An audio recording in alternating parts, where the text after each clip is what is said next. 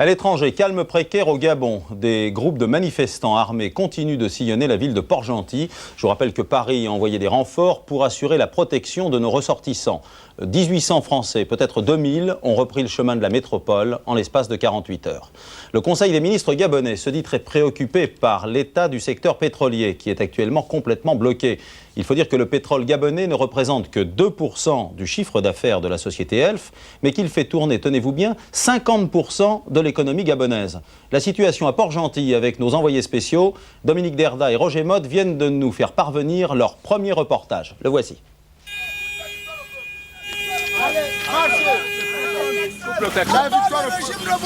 La victoire au peuple doit partir du pouvoir. Maintenant, le peuple ne reculeront jamais. Port-Gentil, l'insurgé, crie sa colère et sa rage. Omar Bongo, jugé responsable de tous les maux d'un Gabon en crise. Nous sommes dans les quartiers sud de la ville.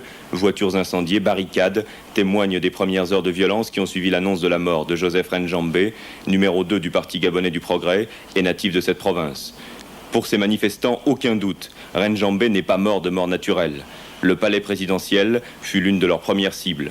Le président Bongo a trop tué. Il vient de tuer Joseph Renjambé, un intellectuel. On n'a pas la preuve de ça encore. Nous avons la preuve. C'est dans ses habitudes. Et cette fois-ci, il faudra qu'il parte. Il a tué, nous voulons son départ.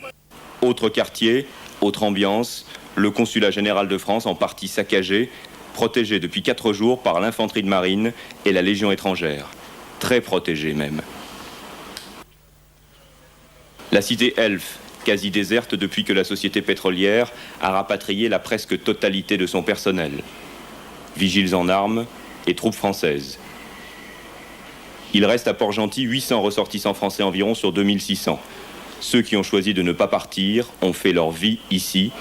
Ils sont inquiets, mais sans plus. Moi, ça fait 10 ans que je suis dans le pays, ça a toujours été calme.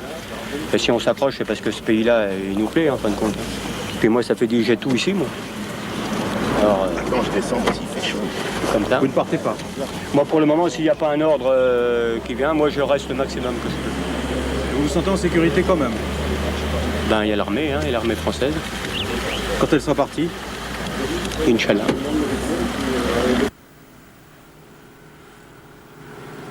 L'armée gabonaise, très discrète, consigne, éviter l'affrontement, rester à distance des manifestants.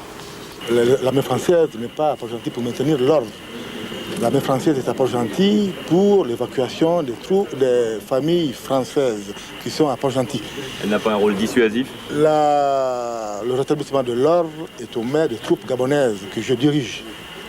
L'aéroport de Port-Gentil, le point le plus stratégique de la ville, libéré par les parachutistes gabonais et sous très haute surveillance militaire française.